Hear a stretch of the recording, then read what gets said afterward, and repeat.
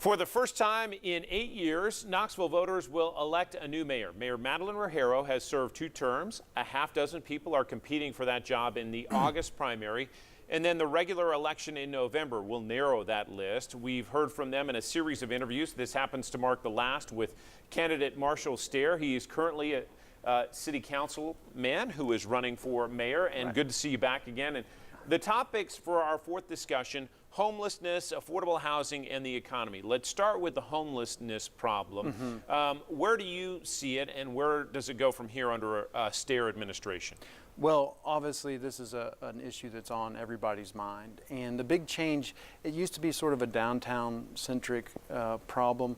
What we're seeing is it's everywhere, from Fountain City to South Knoxville. It's really an issue that's all across the city. So we've got to deal with it and do better. And I think we can. And how do you propose dealing with that? You know, it starts with keeping people in their homes. We're seeing more female homeless, more families homeless, affordable housing, which we're going to talk about, that's part of it. Also rental assistance funds, keep people in their homes. And then also being more aggressive, getting out into the population to get them on a path to housing.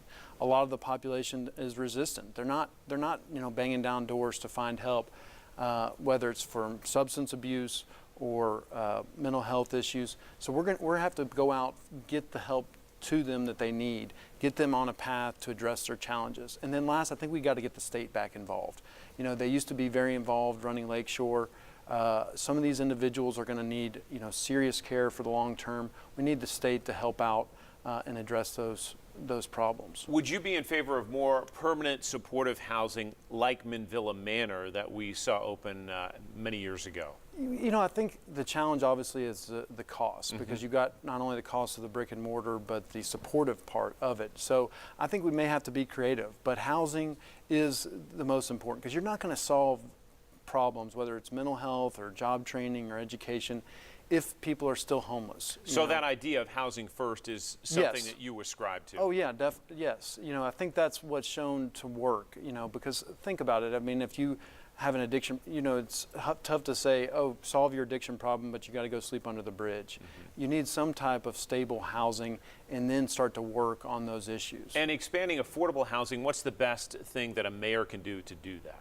Well, I think it's what we have been doing since I've been on council. We've put $8 million over the last 3 years, and that's leveraged private investment that's resulted in over 500 affordable housing units in the pipeline. So I think we need to continue that program, create a funding source for it, and then also I would create an oversight board so we can look at where our needs are, what neighborhoods are becoming unaffordable, and how can we address those, and what the needs are for the community. So.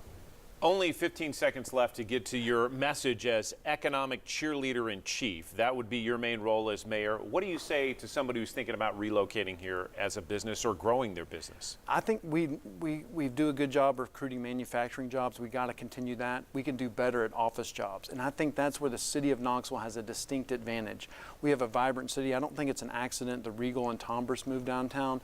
We need to be actively recruiting those good jobs, and that will help deal with the affordable housing problem. If people have better incomes, they'll be able to afford the housing in the area. But I feel like there's so much room and so much potential there. We just have to be aggressive about it, and I certainly would be as mayor. Marshall Stair, we appreciate the conversation. All right, thanks for having me. Absolutely. We're